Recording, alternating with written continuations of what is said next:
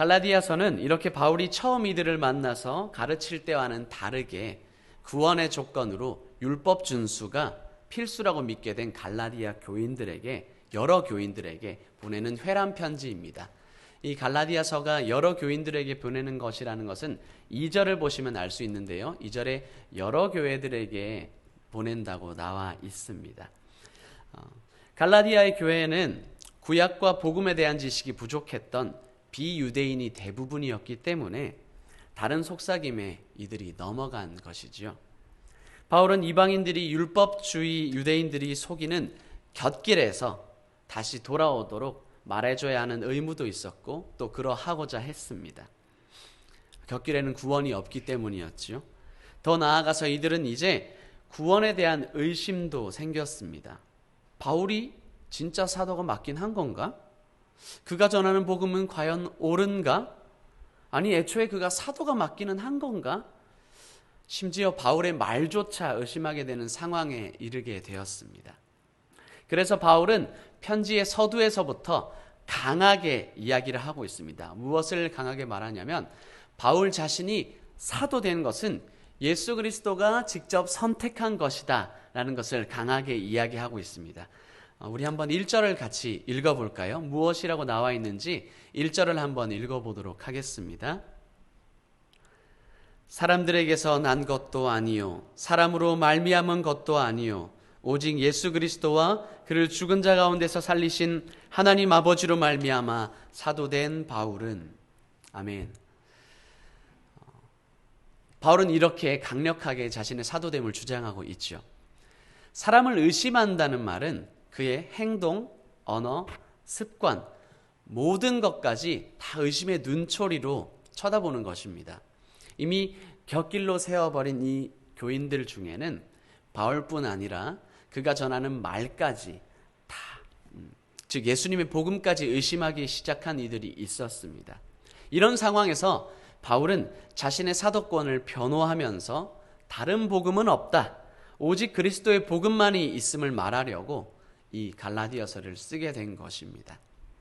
오늘 우리는 유대인들이 갈라디아 교회에 말한 다른 복음은 과연 무엇이고 또한 바울이 갈라디아 교회에 경고한 것은 무엇이었는지 살펴보아 현대를 살아가는 우리 언약 백성된 우리가 바로 알아야 될 메시지는 무엇인지 한번 자세히 살펴보기 원합니다. 바울이 갈라디아 교인들에게 경고한 바는 무엇이었습니까?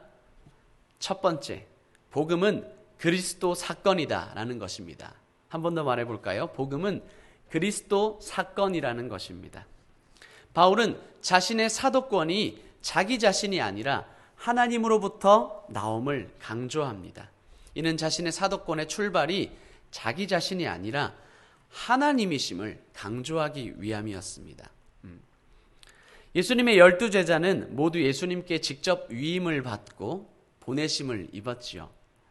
그에 반해 예수님이 이 땅에 현존해 계실 때에는 바울이 보내심을 받지 않고 예수님이 승천하신 뒤에 다메섹 도상에서 바울은 부름을 받게 되죠.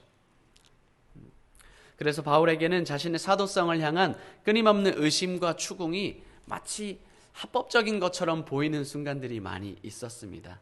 하지만 우리 모두는 하나님의 계획하심으로 성령 하나님을 통해 예수 그리스도를 경험했다는 것을, 바울이 그것을 경험했다는 것을 믿고 알고 의심하지 않고 있지요.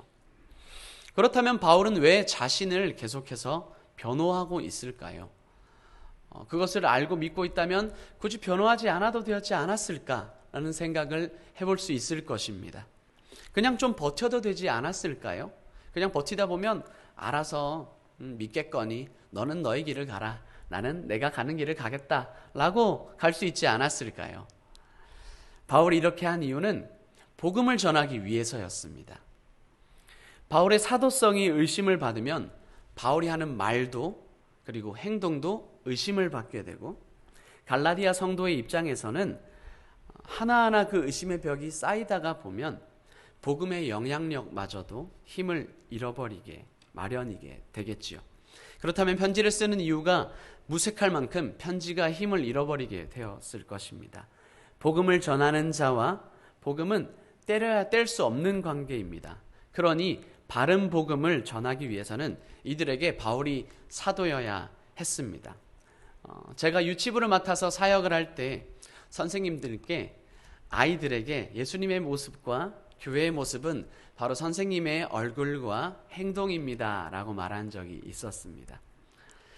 아직 어려서 교회가 무엇인지 모르는, 성경은 무엇인지, 또 교회는 무엇인지, 예수님은 누구인지 알지 못하는 아이들에게 선생님의 얼굴과 행동과 말하는 것들이 바로 예수님이요, 바로 교회요, 바로 말씀이기 때문에 그런 맥락에서 말을 전했던 것이지요. 전혀 예수님 알지 못하고 교회에 온 친구들에게는 자신을 환하게 맞아주는 선생님의 모습이 바로 자신을 환하게 대해주는 예수님의 모습이며, 자신에게 사랑으로 대해주는 선생님의 모습이 바로 예수님의 모습이기 때문에 그런 말을 한 것입니다. 이처럼 유대인 신자에 비해서 상대적으로 성경에 대한 지식이 부족했던 갈라디아 성도들에게는 복음을 전해준 바울의 사도됨의 여부가 중요했나 봅니다. 이들에게는 사도성, 이 바울이 사도인지 아닌지 적법 여파에 따라서 누군지에 따라서 자신들이 믿는 이야기가 지어낸 이야기인지 아니면 적법한 이야기인지가 결정이 되는 것처럼 생각했습니다.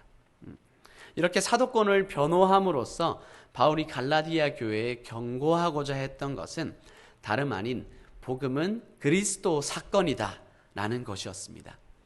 복음이 그리스도 사건이라는 것, 이것은 무슨 말일까요? 복음은 그리스도께서 자기 자신을 주신 거라는 말입니다. 복음은 하나님 뜻에 예수 그리스도께서 순종하신 것이고 우리의 죄와 죄책을 해결하신 데 그치시지 않고 이 세대에서 우리를 구원하여 하나님 나라의 백성으로 살게 하려고 행하신 바로 그 일이 그리스도 사건입니다. 바울은 이것을 말하고 싶었습니다. 나의 사도권도 내가 누구인지도 그것보다 더 중요한 것은 너희가 복음을 듣고 그리스도를 경험하는 것이다. 이 마음이 있었던 것이죠. 존경하는 신광의 성도 여러분, 바울이 복음과 때려야 뗄 수 없었던 것처럼 예수님을 머리로 하는 우리가 곧 복음이고 성경이고 작은 예수이고 천국의 모습입니다. 그렇게 되어야 합니다. 우리들의 주변에서는 우리를 누구로 보고 있을까요? 우리는 어떻게 보이고 있을까요? 저는 여러분의 옆집 사람들이 여러분을 바라보면서 저 권사님은, 저 아저씨는, 저 아줌마는 그리스도인이다. 저 사람은 교회 다니는 신실한 사람이다. 집사님 권사님이다. 저 사람을 보면 나 잘 모르겠는데 하나님이 살아계신 것 같다. 하나님 나라가 무엇인지 난 잘 모르지만 저 사람의 표정만 보니 알 것 같다. 라는 말을 듣는 그리스도인이 되기를 소망합니다. 복음으로 무장된 우리 성도 여러분들의 모습을 통해서 영원히 구원받는 역사가 일어나길 소망합니다. 바울이 전하고자 했던 복음처럼 우리의 모습을 통해 복음이 그리스도 사건임이 드러나는 성도님들 되시기를 진심으로 소원합니다. 바울이 갈라디아 교회에 경고하는 바는 무엇인가요? 두 번째, 다른 복음은 없다라는 것입니다. 본문의 6, 7절을 한번 같이 읽어보도록 하겠습니다. 그리스도의 은혜로 너희를 부르신 이를 이같이 속히 떠나 다른 복음을 따르는 것을 내가 이상하게 여기노라.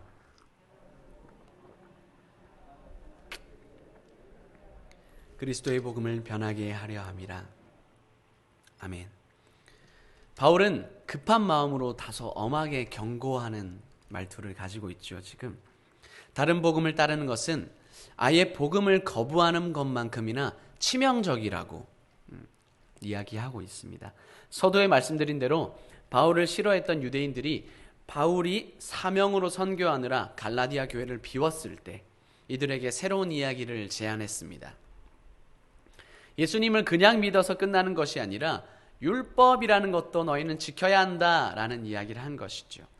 이들이 제시한 율법은 다름 아닌 바로 할례였습니다. 할례는 유대인들이 언약 백성임을 보여주는 몸에 새기는 표징이었는데요. 유대인들은 갈라디아에 있는 성도들을 만나서 한 이야기, 이것을 요즘식으로 이야기해보면 이렇게 될 것 같습니다. 안녕하세요. 예수님 믿으셨죠? 네, 그렇습니다. 이번에 예수님 믿었습니다.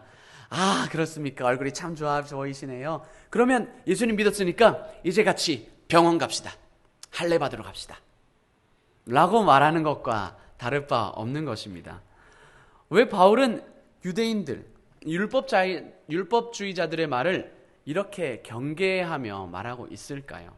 이들의 이야기를 왜 다른 복음으로 이야기를 하고 있을까요? 이것은 복음이 아니다 라고까지 이야기를 하고 있는 것일까요?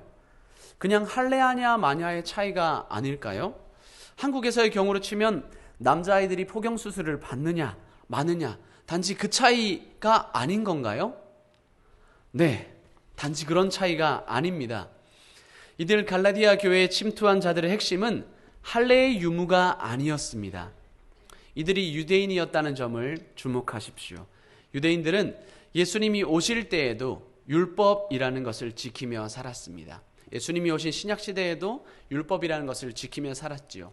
그런 자들이 있었지요. 바리새인이라는 것을 읽었을 것이고 성경에서 많이 보았을 것입니다. 유대인들은 이렇게 다 지키지도 못하는 세세한 항목까지 율법화하여서 결국에는 형식만 남은 율법으로 살아가고 있었습니다. 다 지킬 수도 없고 또 마음으로도 할 수 없는 그 율법을 고수하며 살고 있었습니다. 이를 해결하려고 누가 오셨습니까? 우리의 구원자 예수 그리스도께서 오셨습니다. 이 땅에 오시는 것 자체가 낮아지심이요, 그 순종하심으로 이 땅에 오셔서 모든 율법을 순종하심으로 다 이루셨지요. 또한 모든 죄와 죄책을 끌어안으시고 십자가 위에서 우리를 위해서 나를 위해 대신 죽으신 주님, 그 주님을 믿기만 하면 그분이 이루신 의가 다 내 것이 되는, 내가 그분의 행하심을 믿음으로 인해서 구원을 받게 되는 그 큰 일이 일어났습니다. 할렐루야. 그러니 율법을 못 지킨다고 나의 구원 여부가 결정되는 것이 아닌 것이지요. 하지만 기득권층이었던 유대인 율법주의자들, 유대인 그들의 눈에는 개, 돼지나 다름없었던 이방인들이 예수님을 믿는다는 것이 그리 탐탁치 않았나 봅니다. 예수님을 믿는다고? 이방인들이? 그들은 우리와 다른데? 그래서 이들이 제시한 방법이 바로 자신들처럼 할례를 받아야 한다는 것이었습니다. 즉 그리스도인이 된 너희도 율법을 준수하지 않으면 구원받지 못한다로 교묘하게 말을 바꿔버린 것입니다. 과연 그렇습니까, 여러분? 우리가 아는 복음이 그렇습니까? 아니지요. 이런 다른 복음은 없습니다. 더 이상 육체적 할례는 없습니다. 오직 예수 그리스도를 믿음으로만 구원이 있습니다. 바울은 로마서에서 이것에 대해 이렇게 말하고 있습니다.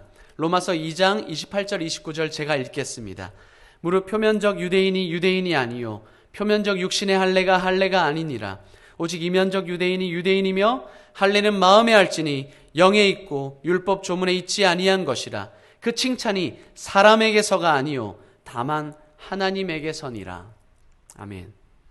어떤 이가 예수님을 믿는다면 그 사람은 우리의 형제요, 자매요, 새가족이지 기존에 있던 성도들이 가지고 있던 율법의 차이로 구원이 결정되는 것이 아닌 것입니다. 바울은 이방인의 사도라고 불렸습니다. 하나님이 보여주신 사명을 쫓아서 그렇게 쓰임 받았습니다. 예수님의 승천 이후에 성령님이 임하시고 처음에 온전한 것 같았던 교회의 모임이 사람의 모임인지라 삐그덕삐그덕 조금씩 많은 갈등이 일어났는데요. 그 중에 대표적인 예가 바로 예수님을 믿게 된 이방인들에 대한 대처였습니다. 이방인들에게 바울은 훌륭한 대변자였습니다. 반면 아직까지 자신의 옛 습관을 쫓아 이방인들을 대하는 것에 껄끄러웠던 사도도 있었습니다. 베드로가 그 한 예가 되겠지요. 오늘 본문 뒤편에 있는 2장 11절 이후를 살펴보시면 이 사건이 자세하게 나오는데요. 예배를 마치시고 시간이 되신다면 자세하게 한번 읽어보셨으면 좋겠습니다. 시간 관계상 제가 짧게 얘기하고자 하는데요. 베드로는 이미 하나님의 환상을 보고 유대인의 금기를 깨고 이방인과 교제하면서 이방인에게도 성령 세례를 주시는 하나님께 영광을 돌리게 됩니다. 고넬료 사건을 보게 되는 것이죠. 그리고 그들과 교제하게 되고 그들과 교제하게 되는데 이방인들과 교제하게 되는데 별 어려움이 없어지게 됩니다. 그러나 문제는 안디옥에 있는 이방인 그리스도인들과 식사 교제할 때 일이 일어났습니다. 베드로가 이방인 그리스도인들과 식사를 하는 중에 베드로가 안디옥 교회로 오게 되지요. 이방인 그리스도인과 식사를 하는 중에 예루살렘에서 야고보가 보낸 사람들이 베드로를 만나러 식사 자리에 같이 오게 됩니다. 베드로가 이쯤에 앉아 있었다고 하면요, 여기서 그 야고보가 보낸 유대인 그리스도인들이 오게 되는 겁니다. 이것을 본 베드로는 슬며시 자리를 일어나서 슬며시 자리를 빠져나가게 됩니다. 왜 그랬을까요? 그 이유는 야고보가 보낸 사람들이 바로 유대 그리스도인들이었기 때문입니다. 유대 그리스도인들은 아직까지도 이방인 그리스도인들을 대하는데 약간의 거리낌이 있었던 것으로 보입니다. 이런 베드로를 보고 이 식사 자리에 있던 다른 유대인 그리스도인들이 슬며시 자리를 일어나서 따라서 자리를 피하게 됩니다. 이것을 누가 보았을까요? 바울이 그 광경을 지켜보게 됩니다. 바울이 이것을 보고 무엇이라고 말했을까요? 2장 11절에 보면 대면에서 책망했다고 말합니다. 얼굴 앞에 두고 대놓고 뭐라고 한 겁니다. 혼낸 겁니다. 잘못하면 혼이 나야지요. 혼내는 것도 사랑입니다. 바울이 혼을 낸 이유는 다른 것에 있는 것이 아닙니다. 바로 다른 복음은 없다는 것을 말하고자 그렇게 행한 것이었습니다. 영향력이 있는 위치에 있는 베드로가 이렇게 행동을 하면 우리도 그렇게 해도 되겠다라는 생각을 하고 유대인 그리스도인들이 그렇게 행동하게 될 것이고 이는 큰 파급력을 가지게 될 것입니다. 그리스도를 믿기만 하면 되는 줄 알았는데 그것이 아닌 건가? 라는 의문을 줄 수도 있는 것이고 그리스도를 믿기만 하면 구원을 얻는다는 이 원래의 복음이 훼손될 위기에 처한 것입니다. 그래서 바울이 그렇게 책망한 것이지요. 얼굴을 보고 혼낸 것입니다. 자칫하면 그리스도를 믿어도 얌전한 옷을 입는 것은 예수님을 믿어도 나의 품위 유지를 위해서 우리의 품위 유지를 위해서 꼭 필요한 규칙이 돼야 된다. 그렇다면 새로운 사람도 꼭 얌전한 옷을 입어야만 한다네 라는 생각이 되거나 새로 교회 오는 사람은 출신도 중요하지 이 사람은 어느 정도 이상의 출신이 되어야 해 예수님을 믿어도 출신 여부를 따져야 되겠다. 어느 학교 다니세요? 어느 지역에서 오셨어요? 라는 것이 중요해지게 되고요. 학벌도 중요하지 보자 당신이 어느 학교를 나왔죠? 제가 그 학교를 나왔네요. 학교를 따지는 것도 중요해지게 되는 학연 지연을 따지게 되는 것도 예수님을 믿는 것에 중요해지게 되는 것이 따라오는 결과가 아니겠습니까? 다른 기준이 마치 그리스도를 믿는 일에 앞서는 양 생각되는 일이 있어서는 안 되는 것입니다. 여러분, 이웃을 사랑하는 우리 신광교회, 이웃을 섬기는 신광교회, 그리고 이제 곧 우리 교회가 매년 해오고 있는 영혼사랑 초청잔치의 때가 다가오고 있습니다. 이를 위해서 매년 기도로 준비해오며 또 새신자실도 이번에 새롭게 준비하였고요. 그렇게 달려가고 있습니다. 코로나임에도 불구하고 사람을 초청하고 예수 믿는 사람을 축복해주는 귀한 잔치의 시간이 열려지기를, 이 자리에서 열려지기를 진심으로 소망합니다. 그런데 여러분, 사람을 초대하기에 앞서 우리 교회에 갈라디아 교회와 같은 모습이 있지는 않은지 한번 살펴보는 것이 더욱 우선되어야 할 것입니다. 예수를 믿으면 다다라는 명제가 잘 지켜지기 위해서는요, 우리의 마음의 토양이 더욱 중요합니다. 예수님을 믿으면 다다. 그런데 너의 옷차림은, 그런데 너의 출신은, 예수님을 믿으면 다다. 그런데 너의 하고 있는 일은, 이것이 중요하여야 할까요? 뒤의 조건은 그렇게 중요한 것이 아니겠죠. 예수님을 믿으면 한 형제, 한 자매, 한 가족이 됩니다. 우리 신광교회가 모두 한 형제, 한 자매, 한 가족으로 서로 사랑하며 섬기는 교회가 되길 진심으로 소망합니다. 조건이 중요한 것이 아니지요. 다른 조건은 중요하지 않습니다. 예수님을 믿음으로 의를 가지게 된 사람은 바로 우리의 한 형제가 된 것입니다. 교회에 새로운 성도들이 있다면 죽임에서 노임받은 귀한 가족으로 여기며 한 형제, 한 자매, 한 가족이 된 것을 진심으로 기뻐하는 우리 신광교회 되었으면 좋겠습니다. 우리 교회에 늘 그러하여서 늘 새로운 사람과 예수님 안에 한 형제 자매라는 사실이 실천되어지는 우리 신광교회 되기를 진심으로 소망합니다. 성도 여러분, 다른 복음은 없습니다. 위조 지폐를 감별하는 사람에게 어떻게 감별하느냐고 물어보면 이렇게 대답을 하지요. 진짜 지폐를 계속 보다 보면 위조 지폐가 보입니다. 라고 말을 합니다. 진짜를 알면 가짜를 구별하게 되는 것입니다. 진짜의 모습을 어디서 찾습니까? 말씀 속에서 찾아서 실천하게 되는 것이지요. 이렇게 하게 될 때 주님이 기뻐할 것입니다. 진짜는 어디 있습니까? 말씀 그 자체이신 예수님 이 속에 있습니다. 실천하는 힘을 구하십시다. 그 힘을 어떻게 구하십니까? 말씀대로 살아갈 힘을 어디서 구하십니까? 기도하면서 얻을 수 있습니다. 우리 나와서 신앙의 기본으로 돌아가라고 하는 이 기도회에 나오심으로 이 힘을 찾아가시기를 진정으로 원합니다. 기도의 자리로 매일 나오십시오. 매일 드려지고 있는 이 기도의 예배가 우리들에게 힘을 줄 수 있기를 진심으로 소망합니다. 말씀과 기도로 진짜의 모습을 매일 만나는 우리 신광교회 되시기를 진심으로 소망합니다. 바울이 갈라디아 교회에 경고하는 바는 무엇입니까? 세 번째, 교회를 세우는 복음이라는 것입니다. 본문의 10절을 한번 읽어보겠습니다. 함께 읽겠습니다. 이제 내가 사람들에게 좋게 하랴, 하나님께 좋게 하랴, 사람들에게 기쁨을 구하랴. 내가 지금까지 사람들의 기쁨을 구하였다면 그리스도의 종이 아니니라. 아멘. 바울은 그리스도의 종으로서 사람이 아닌 하나님을 기쁘게 하기 위해서 사역한다고 말합니다. 율법주의 유대인들, 다른 말로 하면 거짓 교사들은 만일 이방인이 그리스도인이 되고 싶다면 먼저 할례를 받고 유대인이 되어야 한다라고 가르쳤습니다. 이런 가르침은 당시 유대인들에게 큰 혼란을 일으켰지요. 아닙니다. 죄송합니다. 이런 가르침은 당시 유대인들에게 인기가 있었습니다. 왜냐하면 이렇게 하면 적어도 유대인 사회에 혼란과 갈등은 일으키지 않았기 때문입니다. 하지만 바울의 대처는 큰 갈등을 일으켰지요. 바울이 갈등을 피하기 위해서 이 복음을 다른 복음으로 대체할 수 없었기 때문입니다. 왜냐하면 사람을 기쁘게 하는 메시지가 당장은 좋을지 모르지만 궁극적으로는 그 생명을 죽음으로 인도하기 때문입니다. 그래서 바울은 사람을 기쁘게 하지 않고 하나님을 기쁘게 하고자 복음을 전했습니다.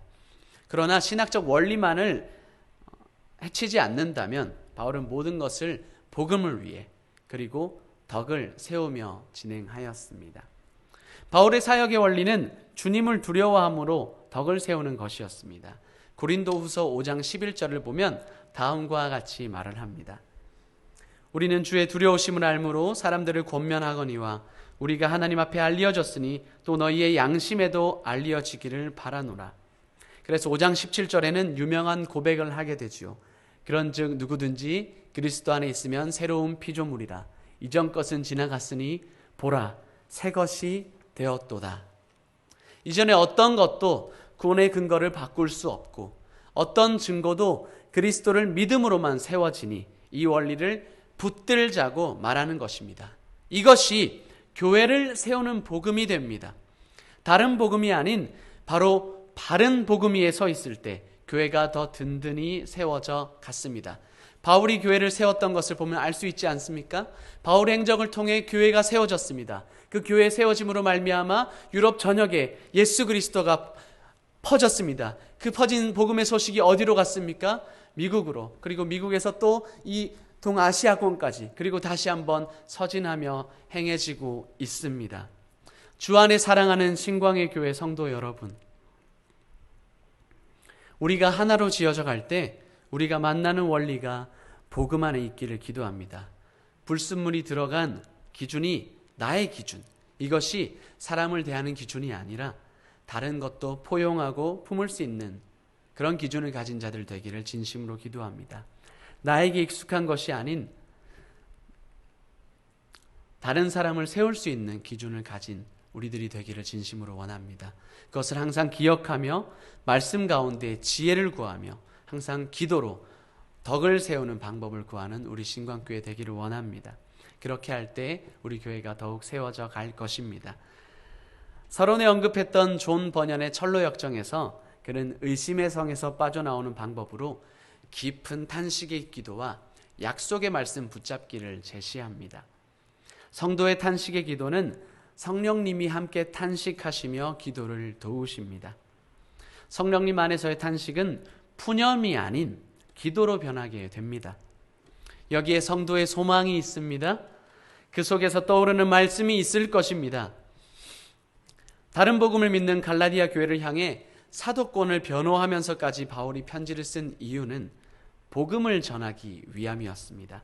다른 복음에 빠졌거나 우리 가운데 다른 복음의 흔적이 있다면 오직 예수 그리스도를 믿음으로만 구원 얻음의 진리를 기억하십시오.